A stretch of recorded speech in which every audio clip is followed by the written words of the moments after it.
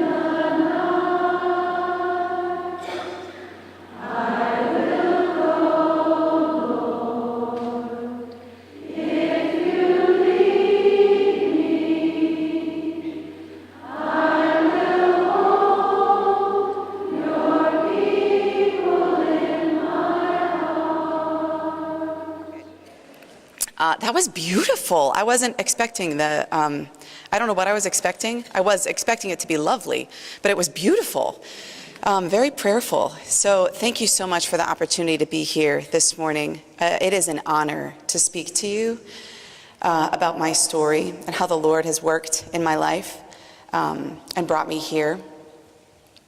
And everyone's story is unique, and everyone has one, obviously. I mean, just imagine what it took for the Lord to get us all here today. Kind of incredible.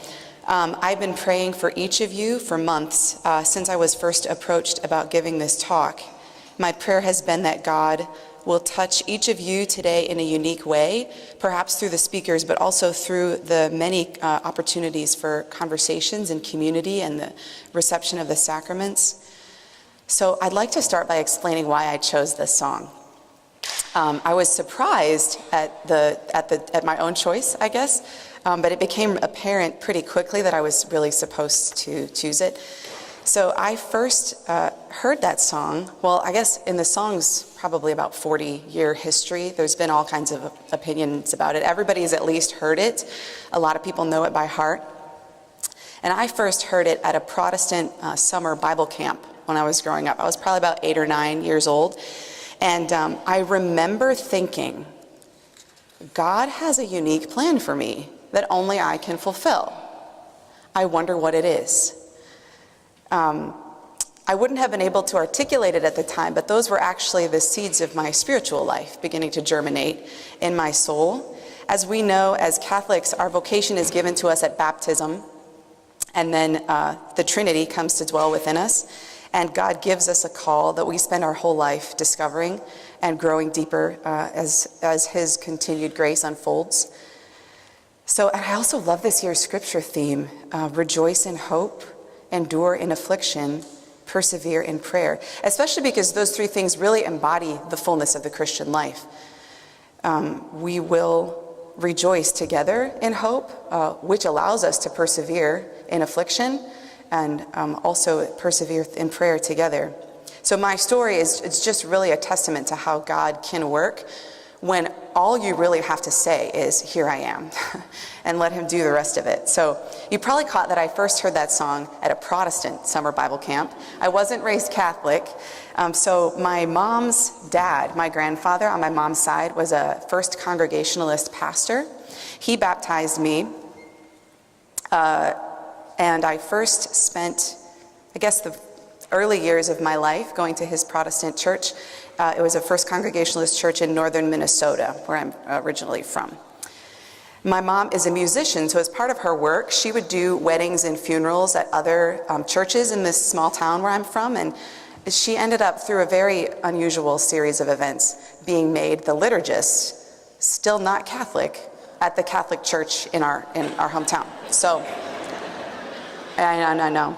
That's how I first learned about the Mass. I remember going to church with my mom and sitting in the choir loft and asking her just all kinds of questions after church was over. So it made logical sense to me, a lot of the truths of the faith, just because I didn't know any better, and I liked the security that the Catholic Church claimed to have been founded by Jesus. That was really impressive to my young mind. And I remember being amazed that Catholics believe God himself is truly made present in the Eucharist, and even more amazed that all you have to do to be in his presence is put one knee on the ground before getting into a pew. It's God himself. So faith in the basic beliefs of the church came as a gift that God blessed me with early on.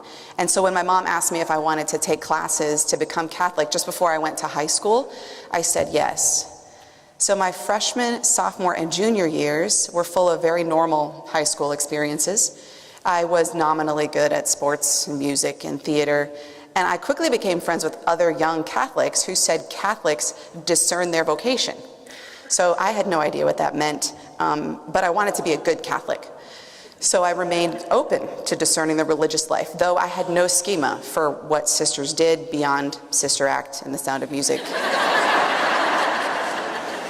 So that changed my junior year of high school when a friend of mine from youth group invited me to Nashville to visit a convent of Dominican sisters. And the trip was already paid for, so I thought, free trip to Nashville, sign me up. There at the convent, I was surprised by the many joyful, normal sisters who were kind of breaking down this schema that I originally had. I was even more surprised when this friend of mine who I came with told me that she was getting an application and she was going to enter after she graduated. That made quite the impression on me, because then I realized that normal people become sisters. I hadn't made that connection before, that like you have to be, you're not born a sister, or you don't like always plan on being a sister. Normal people, you have to be a normal person, and then you become a sister. And then you become not normal. No, I'm just kidding.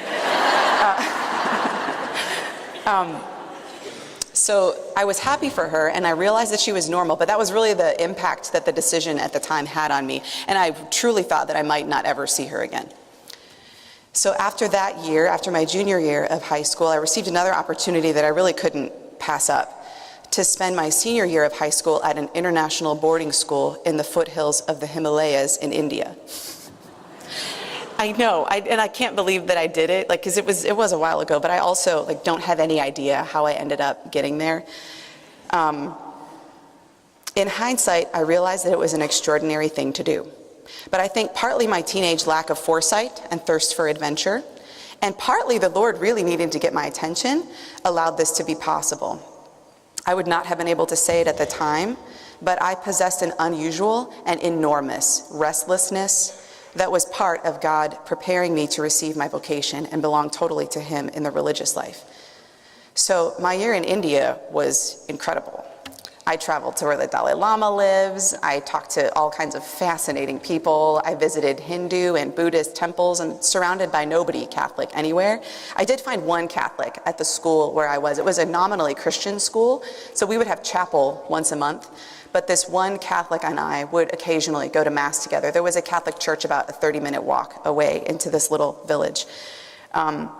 But you could probably imagine that with little accountability, I was there by myself, and exposure to such a diversity of beliefs, my faith was, to say the least, put on the back burner. That changed about halfway through the year when a group of tourists and I, none of them Catholic, were just going to visit Mother Teresa's Missionaries of Charity in Calcutta. She had passed away several years before this, And I didn't know what to expect before we arrived, except to see the orphanage and other charities that she'd set up there, like where the mother house is. We arrived at a very simple and poor building, and were led into the chapel, where there was a simple history of the order kind of lining the walls of the room.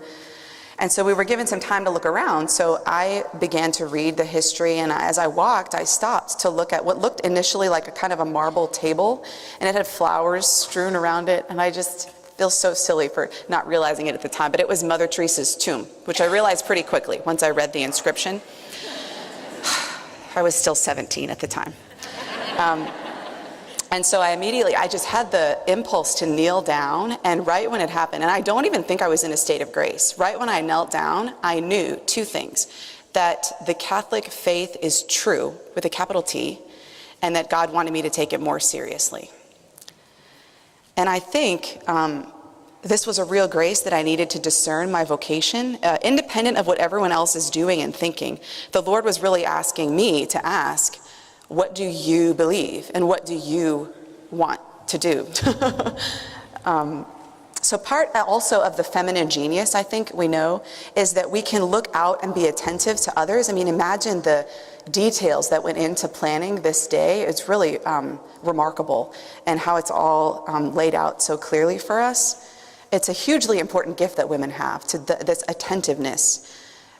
Women also love to be together, and we need to support each other. Women are capable of heroic compassion and interior strength.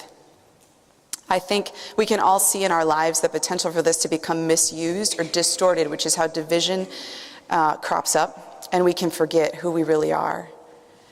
Sometimes what starts out as being attentiveness to others, if we're not careful, can only become looking out at others and measuring ourselves by other people's successes or failures, instead of by God's plan for us. So when I returned from India, I graduated from high school and came back to a Catholic university in Minnesota.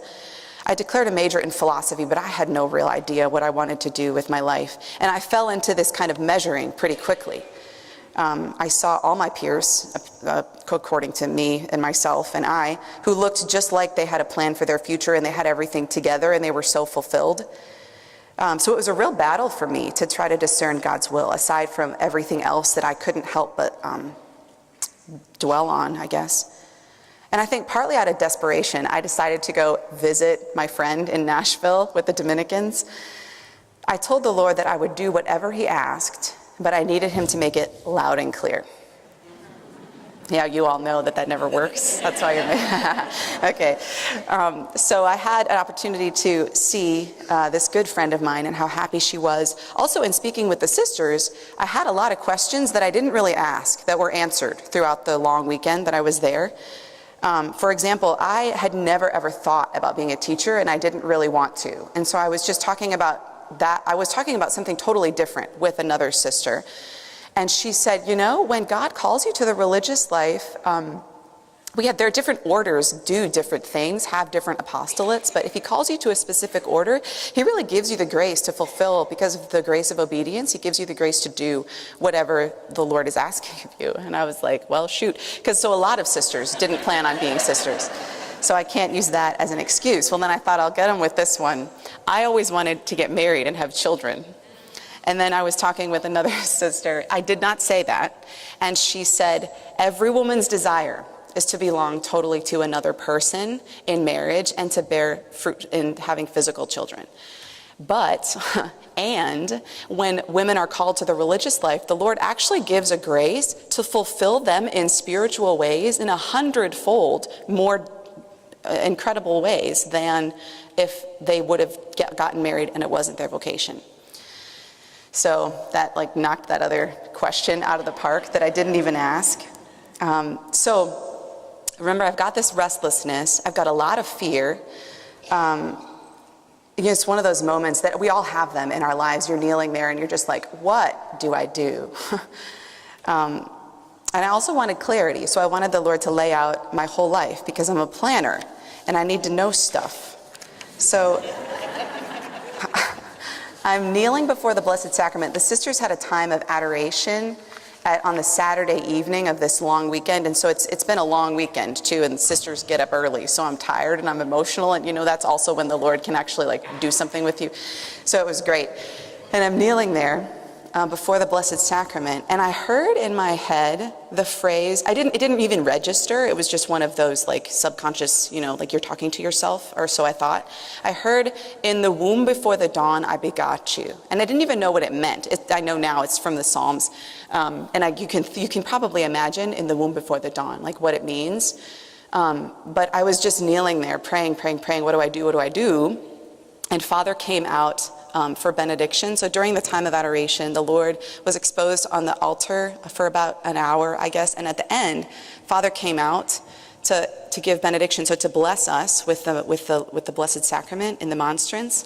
And I'm kneeling there, and he picks up the monstrance. And I hear it again, and it finally clicks. "In the womb before the dawn I begot you." Like, oh my gosh, before I came to Nashville, before I went to India, before I heard "Here I Am, Lord" at Protestant Bible camp, before I was even Catholic, before I was baptized by my Protestant grandpa, before I was born, before the dawn of time, the Lord has known me and has known his plan for my life. It was a profound grace. And the Lord doesn't like talk to me, like I don't hear him in my ears. And so I think we all do have and need moments in our life like that where you just know, when you're talking to yourself versus when like that's the Lord talking to you. I know when it's myself. And notice that he didn't say enter the convent, make first vows, make final vows, be sent to Memphis, be sent here, be sent there, persevere forever in the religious life, which is what I would have loved for him to say.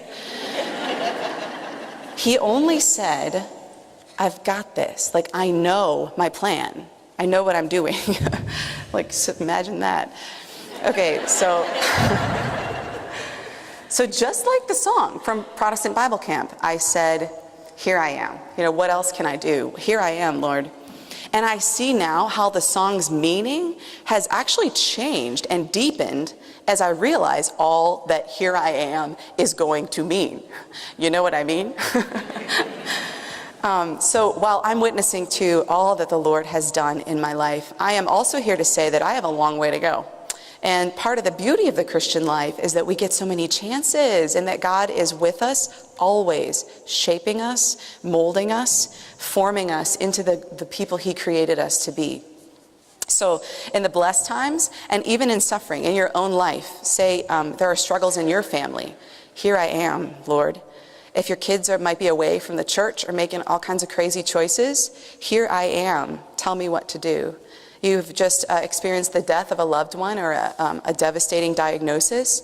"Here I am." And all the questions that will come, will God supply for my needs and the needs of my family? Should I have done more? Would things have been different if? No. The Lord doesn't promise that it's going to be easy, but he does promise that he will be with us. He will never leave us. We just need to keep saying, "Here I am." So, here I am 12 years later, and still amazed every day at what he continues to do with my daily yeses, which sometimes are half-hearted or tired or emotional, and I'm rebelling in the opposite direction, right? So like I said, I have a long way to go, but I wanted to share this grace that I received recently that I thought you would think is at least funny. It will be funny for me in 40 or 50 years, I think. So a couple weeks ago, I was talking with a wise and holy woman who I think is here today. She's in her 70s, and we were talking about what it takes to become wise and holy, and to be able to let things go and kind of keep our peace. And at some point in the conversation, I told her, I said, I'm in my 30s. I feel like from being born until now has been a long time, like a lot has happened. And I can't really imagine doing it another 30 and perhaps another 30 years after that. And this wise and holy woman laughed in my face. She didn't laugh with me. She laughed at me. And she said, yes, yeah, you really haven't experienced enough yet to know what wisdom looks like.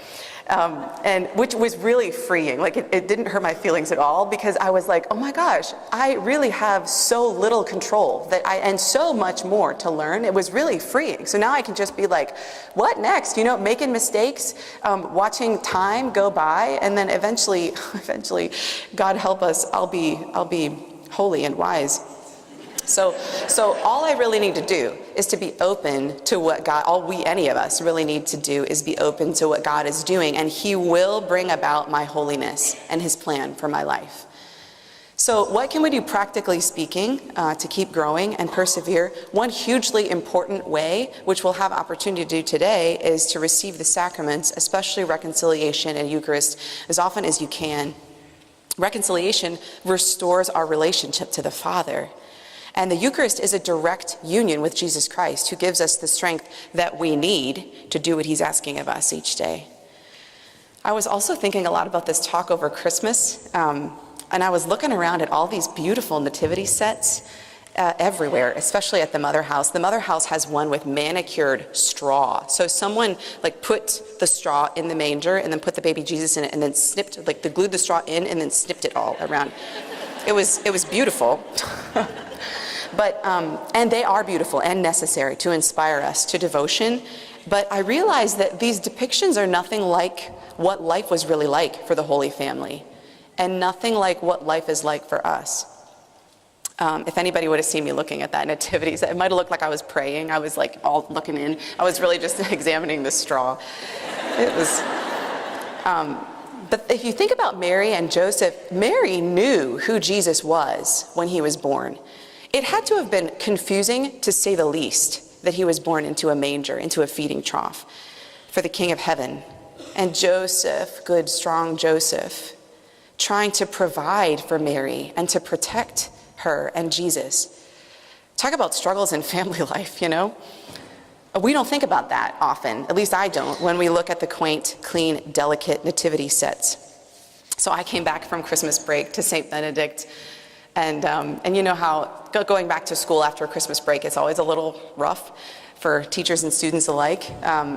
So I go into the chapel at St. Benedict. We have a beautiful nativity set. It's this dark painted brown wood and really detailed features. And one of the wise men, who had at one point been holding out a gift, I'm sure, to the baby Jesus, his arms were broken off at the wrists. And I thought to myself, I just stopped and stared at it, and I said, Lord, that is just like me some days. I have nothing to offer you. I'm offering you my broken hands, That was more of a meditation than a complete nativity set, I think. And the same thing with statues, which also I love and we need to inspire us to devotion. They're just that, statues. The saints were statues.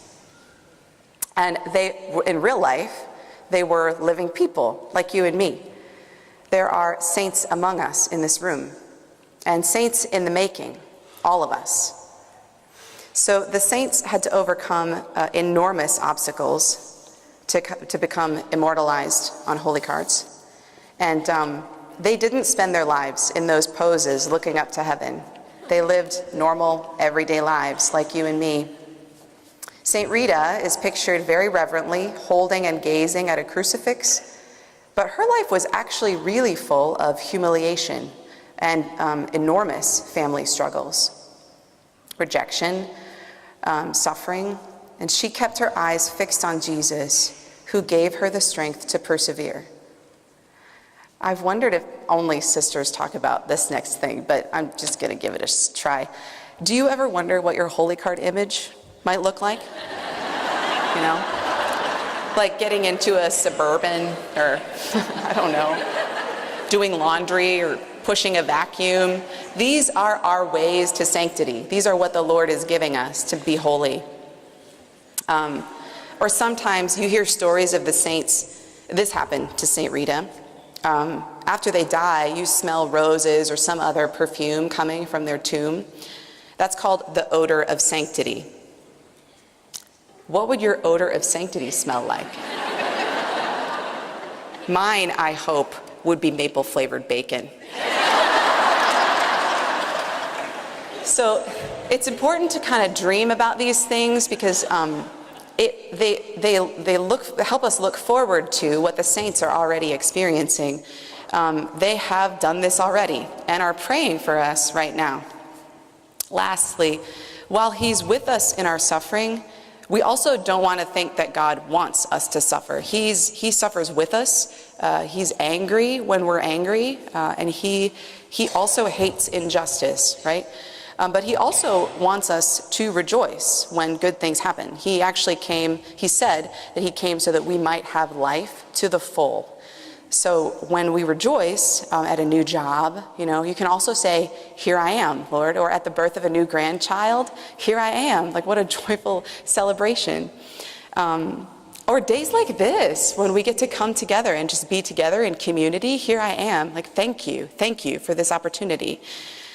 So whatever is going on in your life right now, both what is good and beautiful and what is difficult and trying, those are the very things that God is permitting to make you holy. And I am a living testament to the good that God can bring out of very good and very difficult times. All of this is what enables me to place my hope in Him, not in the passing things of this life. So let us present ourselves together today, just like we did in the beautiful song, the chorus singing, "Here I am, here we are." Let us persevere in prayer for each other as we rejoice in hope, endure in affliction, and strive after the fullness of the Christian life that God has in store for us.